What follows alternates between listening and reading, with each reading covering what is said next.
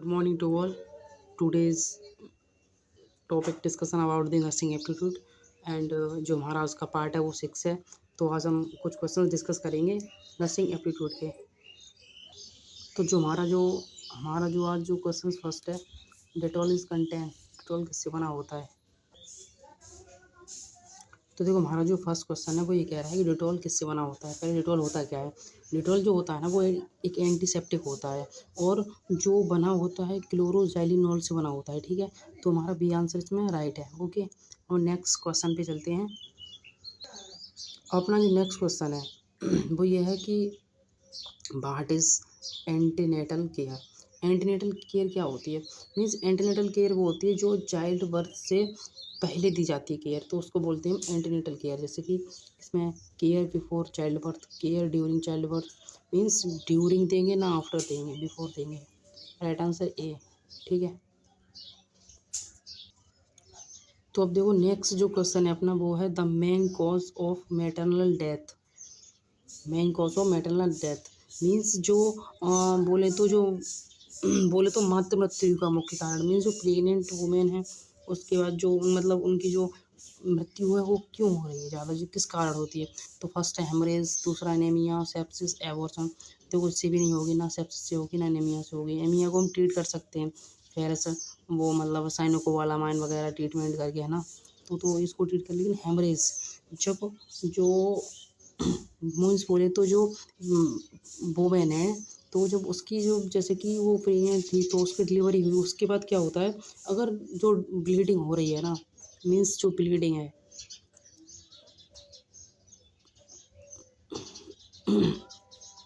अगर ये ब्लीडिंग नहीं रुकती है ना तो वहाँ पे ना पीपीएच कॉज होता है। जैसे कि पीपीएच पोस्ट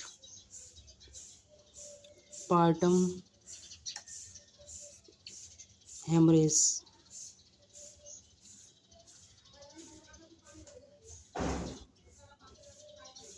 और जिसकी वजह से है ना मतलब जो वोमेन है ना उसकी डेथ हो जाएगी।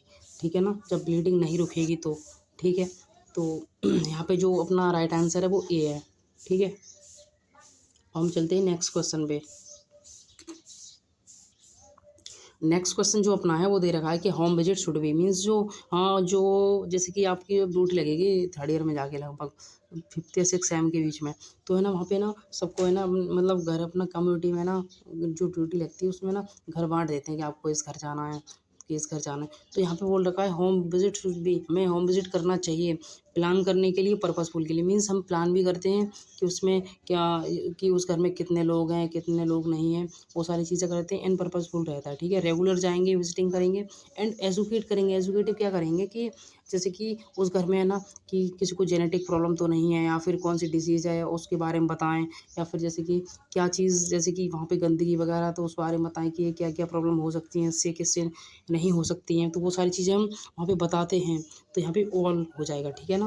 और देखो नेक्स्ट यहाँ पे क्वेश्चन है क्वेश्चन 5, ये दे रखा है आयुष इज स्टैंड फॉर। और देखो स्टैंड मीन्स यहाँ डायरेक्ट इसके है ना वो पूछ रहा था फुल फॉर्म, तो मैंने ना डायरेक्टली यहाँ पे लिख के लिया है क्योंकि यहाँ कुछ है नहीं इतना ज़्यादा बताने के लिए। तो देखो आयुर्वेदा, यूनानी, सिद्धा, होम्योपैथी। ठीक है ना, तो इसका ये जो इसकी जो फुल फॉर्म है वो ये है। ठीक है ना। अब देखो क्वेश्चन 6 पे चलते हैं। क्वेश्चन 6 है कि which of the following is not STD. Means इसमें से आपको है ना ये चूज़ करना है जो सेक्सुअल ट्रांसमिशन डिसीज नहीं है। ठीक है ना, देखो पहला है ट्रेकियोमोनियासिस, क्लेमाइडियोसिस, सिफिलिस, है ना। और जो लास्ट है मेगाकोलोन्स। ठीक है, और देखो जो अपना फर्स्ट दे रखा है इसमें ट्राइकोमोनियासिस। जो ट्राइकोमोनियासिस है वो एक सेक्सुअल ट्रांसमिशन डिसीज है। ठीक है ना, पहली बात तो।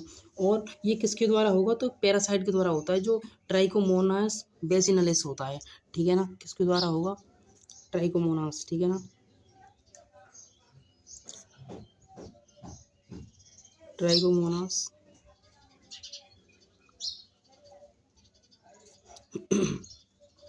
अब देखो और ये होगा कैसे, ये देखो जब सेक्सुअल ट्रांसमिटेड डिसीज है तो ये उसके अकॉर्डिंग ही होगी सेक्सुअल कॉन्टैक्ट के। ठीक है ना,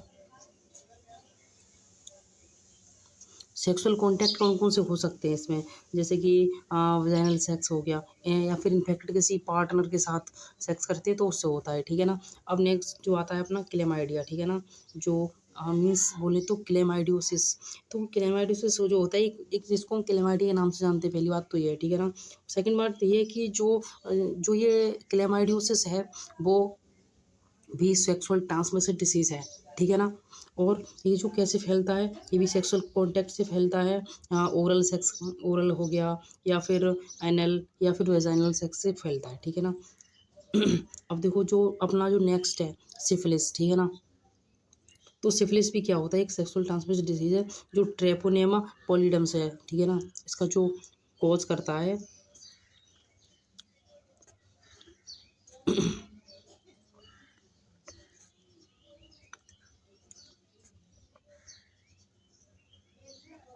ठीक है, जो सिफिलिस है वो कॉज करेगा, देखो पहले तो ये एसटीडी है, उसके बाद ये जो कॉज करता है ट्रेपेनोमा और पेलिडम, ठीक है ना।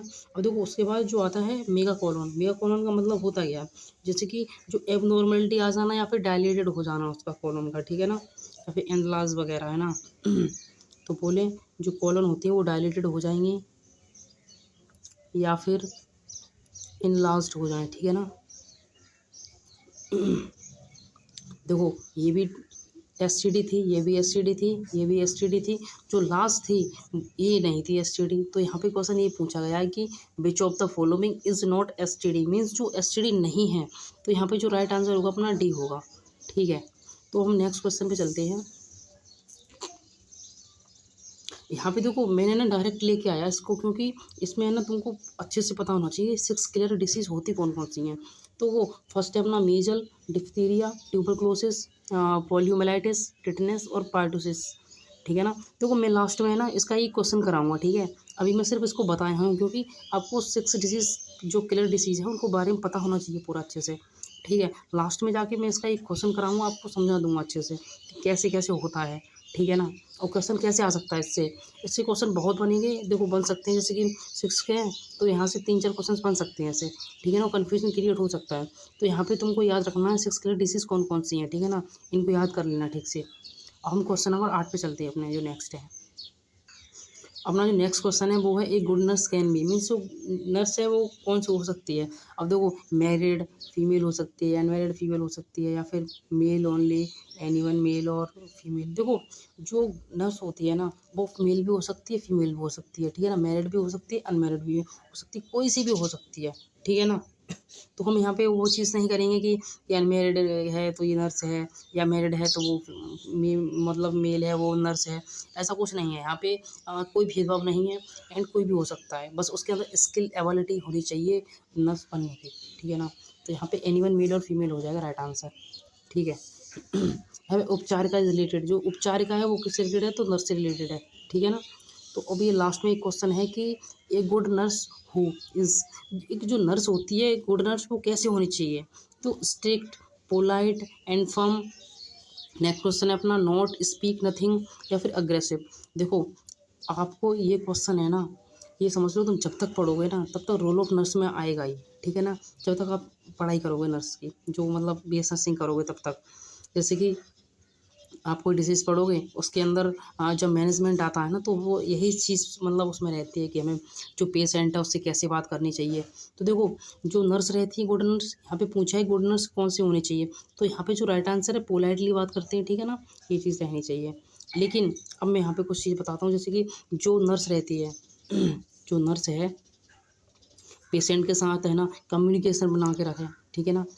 जो अगर जो इस पेशेंट में जो पेशेंट जिस लैंग्वेज में बात कर रहा है उस लैंग्वेज में बात करनी चाहिए, ठीक है ना। तो वो चीज़ होगी अपनी। एंड उसके साथ है ना हमें अग्रेसिव नहीं रहना, ठीक है ना हम स्ट्रिक्टली रहना है, क्योंकि अगर हम स्ट्रिक्टली या अग्रेसिव रहेंगे तो वो हमें अपनी जो प्रॉब्लम है वो नहीं बताएगा। समझ में आ रही है ना चीज़ें, और फिर वो ठीक नहीं हो पाएगा। तो ये कुछ चीज़ें रहती हैं। अब देखो मैंने अभी तुमको है ना एक क्वेश्चन कराया था 6 किलर डिसीज़ है ना वो बताया था। अब मैं उसके क्वेश्चंस बता के थोड़ा बताता हूँ उसके बारे में, ठीक है, कैसे आ सकता है। तो देखो यहाँ पे मैंने क्वेश्चन 11 है, ये मैंने बताया था तुमको कि मैं अभी 6 किलर डिसीज़ के बारे में क्वेश्चन कराऊंगा। तो यहाँ पे पूछा है कौन सी जो इन्वॉल्व नहीं है 6 किलर डिसीज़ में, ठीक है ना, कौन सी नहीं है। तो जैसे कि फर्स्ट है मलेरिया, दूसरी है डिप्थीरिया, और जैसे कि सी मैंने पॉइंट लगा दिया ए और बी, ठीक है ना। ये ऑल ऑफ मीन्स ऑल हो सकती है। तो देखो यहाँ पे जो नहीं है वो तो ये रही, ठीक है ना, मलेरिया, ये नहीं है, और डिप्थीरिया तो है उसमें, ठीक है ना। तो मैं ये चीज़ क्वेश्चंस थोड़ा अच्छे से कर लेना, क्योंकि यहाँ से क्वेश्चंस बन सकता है, ठीक है ना। यहाँ से बनेगा तो आपको अच्छे से पता होना चाहिए कि कौन सी, देखो यहाँ से सिर्फ ज़्यादा नहीं है, आप यही याद रखना कौन सी सिक्सुलर डिसीज़ हैं। अगर तुम जो याद रखोगे वो हैं, ठीक है ना, और कहीं से कुछ भी आ जाए फिर आप आराम से बना के कर दोगे उस क्वेश्चन को, ठीक है। तो देखो आज हम इतनी क्वेश्चन डिस्कस करेंगे। और देखो जो अगर किसी ने भी, किसी को जो नोट्स वगैरह की जो बोलते हैं, तो नोट्स हम टेलीग्राम पे ही अपलोड कर देते हैं, ठीक है, जो केस स्टडी के नाम से ही जो एक चैनल है उस पे ही, ठीक है ना। तो आज की हम क्लास को यहीं एंड करते हैं। Thank you class.